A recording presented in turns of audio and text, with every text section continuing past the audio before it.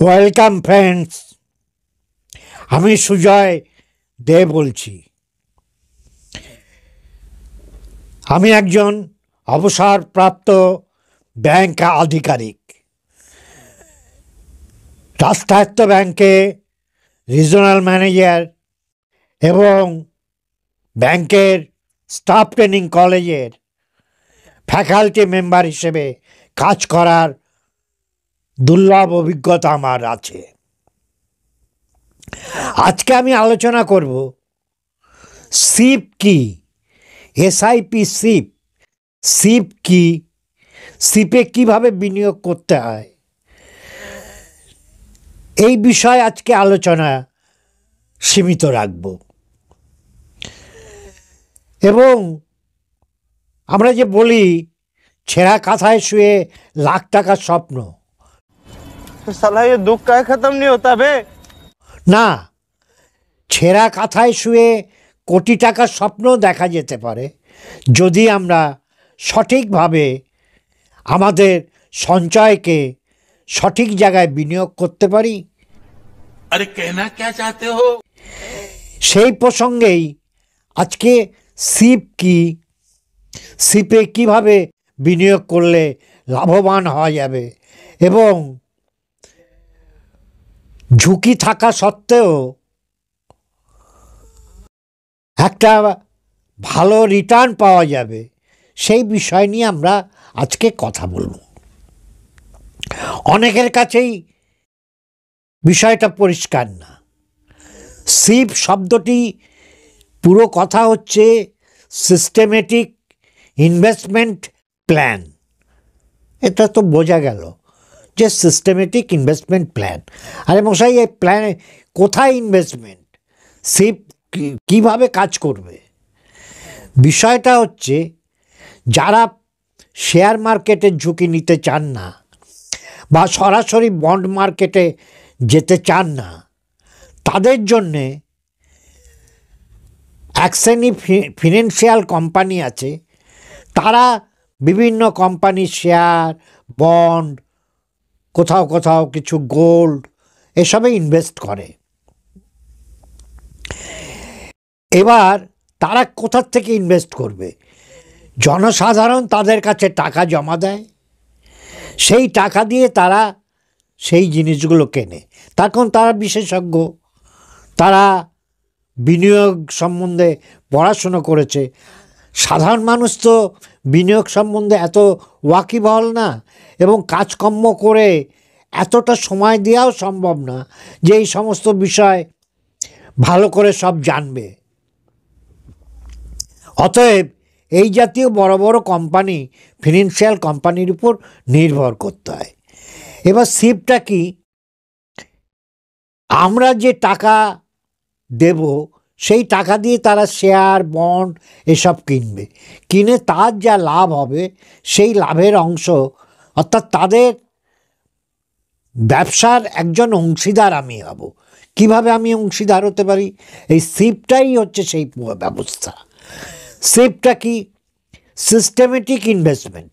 মানে আমি প্রতি মাসে বা প্রতি কোয়ার্টারে কি প্রতি বৎসরে বা একসাথে লামসাম বা কোয়ার্টারলি আমি একটা নির্দিষ্ট টাকা জমা দেব।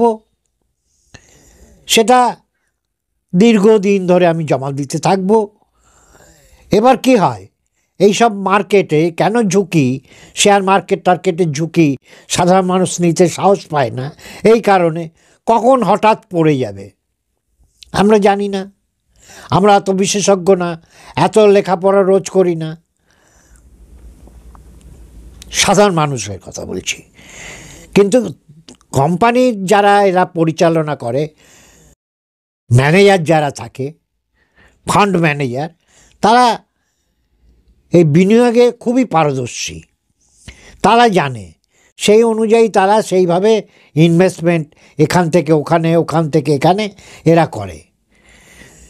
এবার কখনো পড়ে গেল, কিন্তু এরকম হয় না কোনো দেশে যে অর্থনীতি একবার পড়ে গেছে, বছর পর বছর, যুগের পর যুগ সে আরও মুখ থুবড়ে পড়েই যাচ্ছে। যেমন আবার সে মাথা উঁচু করে দাঁড়াবে।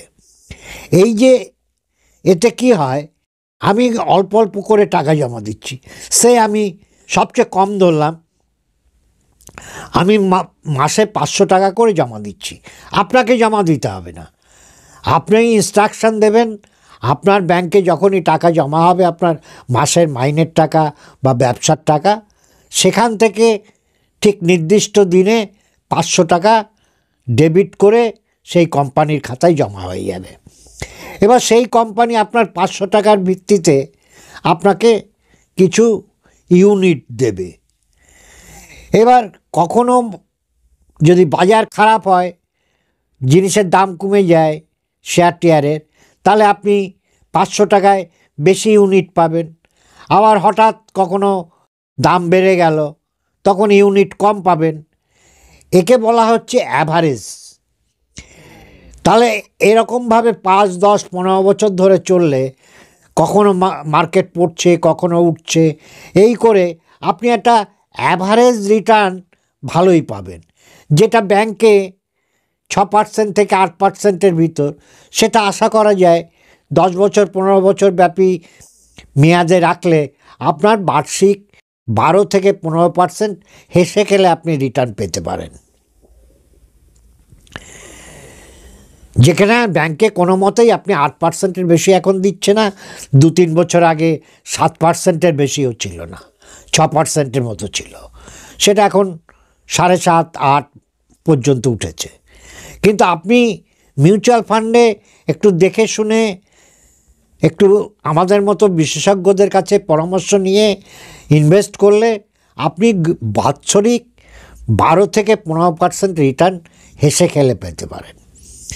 এবং এই প্রসঙ্গে একটা কথা বলি, আইনস্টাইন একটা কথা বলেছিলেন, বিজ্ঞানী আইনস্টাইন, যে ম্যাজিক অফ কম্পাউন্ডিং। আইনস্টাইন বলেছিলেন, বিজ্ঞানী আইনস্টাইন, যে compounding of interest is the 8th wonder of the world, অষ্টম আশ্চর্য। মানে চক্রবৃদ্ধি হারে যখন সুদটা বাড়তে থাকে, আমরা ওসব অঙ্ক স্কুলে পড়ি, বাস্তব জীবনে আমরা তো সেটা প্রয়োগ করতে পারি না, খেয়ালও থাকে না। এখন আমার নিজের মনে হয় যায় কি জানেন তো, যদি এখন আমি নতুন বয়স, সেই চাকরি যখন করেছিলাম 22 বছরে, সেই বয়সটা ফিরে আসতো, সেই তখন 400 টাকা কি 300 টাকায় ব্যাংকে চাকরিতে ঢুকেছিলাম, সেই মাইনে যদি পেতাম, আর এই সিপ টিপ এই বিষয়গুলো যদি জানা থাকতো তখন, তাহলে আজকে আমি অনেক অনেক কোটি টাকার মালিক হতে পারতাম। কিন্তু আমাদের সময় এই ব্যবস্থাগুলো তখনও শুরুই হয়নি। সিপ ব্যবস্থাটা ভারতে এসেছে 1993 সালে ফ্র্যাঙ্কলিন টেম্পলেটন মিউচুয়াল ফান্ডের হাত ধরে। এরাই প্রথম ভারতে সিপ ব্যবস্থাটা চালু করে। অর্থাৎ আপনি মাসে মাসে একটা অল্প পরিমাণ টাকা, যেটা আপনি অ্যাফোর্ড করতে পারবেন। এমনি আমাদের বাড়ি যারা কাজ করেন, মাসে স্বামী স্ত্রী মিলে 15-20 হাজার টাকা আয় করে, তার 500 টাকা কি সঞ্চয় করতে পারবে না?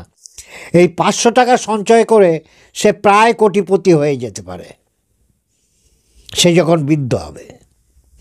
এটাই আইনস্টাইন বলেছেন যে চক্রবৃদ্ধির ম্যাজিকটা, রহস্যটা, এটা একটা বিস্ময়কর ব্যাপার। हाय हाय इतना सुकून। তা সিপ হচ্ছে, আপনি 20-25-এর ভিতর চাকরি বাকরি পেলে, আপনি যে দেখে শুনে, অনেক মিউচুয়াল ফান্ড কোম্পানি আছে সমস্ত ব্যাংকের, ICICI bank, Axis bank, HDFC bank, SBI, bank of India, Canara bank, প্রত্যেকের মিউচুয়াল ফান্ড আছে। এছাড়া তো বাইরের আরও অনেক কোম্পানি রয়েছে, টাটাদের আছে। তাদের ট্র্যাক রেকর্ডটা দেখে, রিস্ক ফ্যাক্টরটা দেখে আপনি যদি ইনভেস্ট করতে পারেন 500 টাকা, বা যে 20-25 হাজার টাকা আয় করে সে মাসে 1000 টাকা, এবং প্রত্যেকের আয় বৎসরে কিন্তু কিছু কিছু করে বাড়ে। এই বাড়ার ব্যাপারটাকেও যদি আপনারা কনসিডার করেন যে আমি আজকে 500 টাকা করলাম, প্রতি বছরে এটা 10% করে আমি বাড়াবো। তার কারণ আপনার কাজের লোক হলেও আপনার যে বাড়িতে কাজ করেন প্রতি বছর আপনার 50 টাকা 100 টাকা মাইনে বাড়ে। তাহলে আপনি আজকে 500 টাকা করলেন, পরের বছরে আপনি 550 টাকা করে দেবেন, তার পরের বছরে সে আরও 50 টাকা বাড়ালেন, 600 টাকা দিলেন। এইভাবে যদি আপনি চালাতে থাকেন, এটাকে ওরা বলছে অ্যানুয়াল স্টেপ আপ।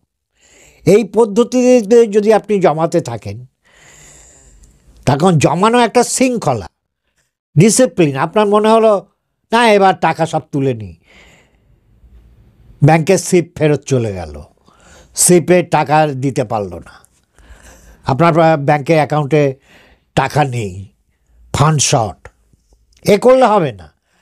এমন করে স্লিপের ডেট দিতে হবে যে আপনার ব্যাংকে যেই মুহূর্তে টাকা জমা হবে, মাইনের টাকা বা ব্যবসার টাকা, তার একদিন দুদিনের ভিতরই স্লিপ ডেবিট হয়ে বেরিয়ে যাবে, টাকাটা বেরিয়ে যাবে, যাতে আপনি খরচ করার সুযোগ না পান।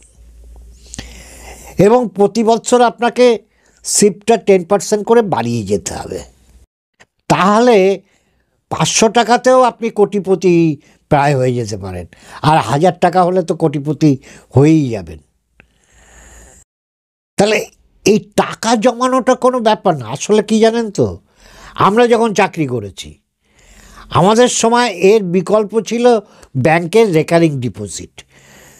200, 100, 500 যখন যেমন মাইনে হয়েছে আমরা কি করেছি, ব্যাংকের রেকারিং ডিপোজিটে জমা দিয়েছি। প্রতি মাসে আমাদের অ্যাকাউন্ট থেকে বা নিজেরা জমা দিয়েছি রেকারিং ডিপোজিটে। সেখানে রিটার্নটা ডিটারমাইন্ড, আপনার পাসবুকে লিখে দেবে যে অন ম্যাচুরিটি 2 বছরের জন্য করুন বা 1 বছরের জন্য করুন বা 5 বছরের জন্য করুন। 5 বছরে আপনি 1000 টাকা করে দিয়ে গেলেন, যত হলো প্রতি বছর 1000 টাকা করে দিলে প্রতি বছর 12,000, 5 বছরে 60,000, আপনি হয়তো 80,000 টাকা পেলেন। যত রেট অফ রিটার্ন সেই সময় আছে, ইন্টারেস্ট রেট, যেদিন আপনি বইটা করছেন সেদিন যে রেট অফ ইন্টারেস্ট আছে সেই রেটের উপর ভিত্তি করে আপনার 5 বছর বাদে কত রিটার্ন পাবেন সেটা পাসবইতেও লেখা থাকে, অর্থাৎ প্রি ডিটারমাইন্ড। কিন্তু মিউচুয়াল ফান্ডে কিন্তু ডিটারমাইন্ড না, এখানে একটা রিস্ক ফ্যাক্টর থাকছে। Mutual fund is subject to market risk, এখানে সেই রিস্ক থাকছে।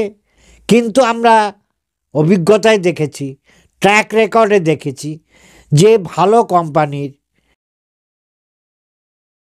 মিউচুয়াল ফান্ডে যদি আপনি ইনভেস্ট করেন মোটামুটি একটা দীর্ঘমেয়াদে, তার কারণ কি, দীর্ঘমেয়াদটা কেন বারবার বলা হচ্ছে, অর্থাৎ মার্কেট ফল করলো আবার মার্কেট উঠলো, আবার ফল করলো মার্কেট উঠলো, এই যে গড় অ্যাভারেজিং, বেনিফিট অফ অ্যাভারেজিং, যে কমা বাড়া মার্কেট অ্যাভারেজ করে দিল, দিয়ে আপনি একটা ভদ্রস্থ রিটার্ন পাবেন।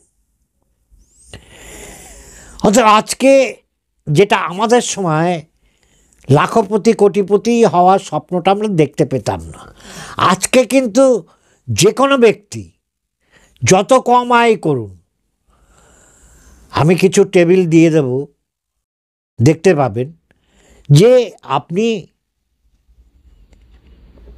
কোটিপতি, লাখপতি বা প্রায় কোটিপতি হওয়াটা কোনো সমস্যাই না। তা এর পরবর্তীতে অন্য এপিসোডে আমরা মিউচুয়াল ফান্ড কী, বা যারা শেয়ার মার্কেটে আসতে চান শেয়ার মার্কেটে কিভাবে রিস্ক কম নিয়ে মোটামুটি নিরাপদ থেকে, সেফ জোনে থেকে কি করে টাকা কয়েক গুণ বাড়ানো যেতে পারে, সেই সমস্ত আলোচনা আমরা বিভিন্ন এপিসোডে করব। গোল্ডে আপনি ইনভেস্ট করবেন, ফিজিক্যালি করবেন না পেপার ভার্চুয়াল গোল্ড পারচেস করবেন। এই বিভিন্ন বিনিয়োগের বিষয়, তার কারণ আমরা বিনিয়োগ জানি না। আমি এর আগে বিভিন্ন এপিসোডে পার্সোনাল ফাইন্যান্স সম্বন্ধে বারবার বলেছি, আমরা অনেকেই MA, MSc, master degree, bachelor degree, engineer, doctor, PhD, কিন্তু আমাদের ফিনান্সিয়াল লিটারেসির হারটা খুব কম। আমরা কি বুঝি সঞ্চয় মানে যে টাকাটা বাঁচলো দৌড়ে যে ব্যাংকে রেখে দাও, ফিক্সড ডিপোজিট করে রেখে দাও, রিটার্ন কত 6 থেকে 7%, কিছুদিন আগে 5%, 5.5% ছিল। এই জায়গাগুলো যে আমি কোথায় কোথায় ইনভেস্ট করা উচিত, টাকা আজকে আমার ব্যাংক অ্যাকাউন্টে টাকা আছে কি বাড়িতে টাকা আছে, টাকার কোনো মূল্য আছে নাকি? কালকে বলা হলো এই দেশের টাকার কোনো আর মূল্য নেই, তাহলে মূল্য কিসের আছে? সম্পদ, যার মূল্য যুগ যুগান্ত ধরে বেড়ে যাচ্ছে। সোনা, রূপো, প্ল্যাটিনাম, জমি, ফ্ল্যাট, বাড়ি, কমোডিটিস, চাল, ডাল। তাহলে ইনভেস্টমেন্ট সেখানে যেখানে আমার রিটার্ন আসলের থেকে রিটার্ন অনেক বেশি হবে। তা এই বিভিন্ন এপিসোড আশা করছি জীবনের শেষ লগ্নে এসে আমার তরুণ বন্ধুবান্ধবদের কাছে এই ইনভেস্টমেন্টের বিভিন্ন ক্ষেত্রগুলো আলোচনা করব। আশা করি আপনারা আমার মতো একজনের কাছ থেকে শুনলে, যার বাস্তব জ্ঞান আছে কিন্তু ব্যক্তিগত জীবনে যিনি ভুল করেছেন, সেই রকম একজনের কাছ থেকে শুনলে নিশ্চয়ই আপনারা উপকৃত হবেন। থ্যাংক ইউ, সবাই ভালো থাকুন। যারা আমার চ্যানেলটা এখনও সাবস্ক্রাইব করেননি তারা সাবস্ক্রিপশন বাটনটা ক্লিক করে দিন এবং নোটিফিকেশান বেলটা বাজিয়ে দিন। আর লাইক, শেয়ার, কমেন্ট করুন এবং কারোর কোনো বিষয় গ্রে এরিয়া থাকলে, কিছু বুঝতে চাইলে সরাসরি আমাকে ফোন করতে পারেন। বিনা পারিশ্রমিকে আমি আপনাদের সাহায্য করব। একজন প্রাক্তন ব্যাংক আধিকারিক হিসেবে এটা আমার সমাজের কাছে নৈতিক দায়িত্ব। এবং আবারও বলছি, আমার কথা শুনে কিন্তু কেউ কোনো সিদ্ধান্ত নেবেন না। আমার কথাটা শুনবেন, কিন্তু সিদ্ধান্তটা হবে আপনার। আপনি সমস্ত দিক বিবেচনা করে সিদ্ধান্ত নেবেন। এবং আবারও শেষকালে বলছি যে mutual fund, share market, bond market সমস্তই কিন্তু subject to market risk. Thank you, সবাই ভালো থাকবেন।